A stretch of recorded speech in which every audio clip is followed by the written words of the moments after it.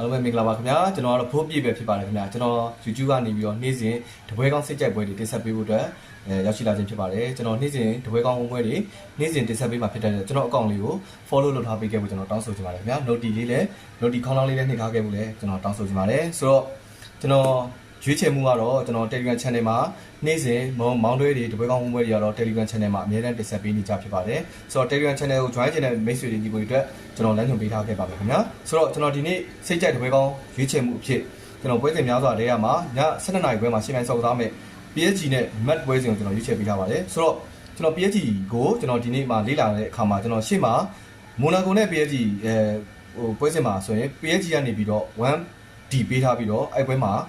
Monaco ရှုံးနေခဲ့တယ်ဆိုတော့ကျွန်တော်တို့အခုကြံခဲ့တဲ့ပွဲစဉ်မှာဆိုလဲ Biba ကိုအဝေးခွင့်ကနေပြီးတော့1.10ပေးပြီးတော့တရေကြရလက်နဲ့ပဲကျွန်တော်တို့ကြီးရှုံးခဲ့တယ်ဆိုတော့နှစ်ပွဲဆက်ကြီးကြပြီးသွားပြီဆိုရင်နောက်ပိုင်းမှာကျွန်တော်တို့ဒီနေ့ည match ကိုအဝေးခွင့်ကနေပြီးတော့2.50ပေးထားတဲ့အခြေအနေရဆိုရင်ကျွန်တော်တို့ဒီနေ့ည PSG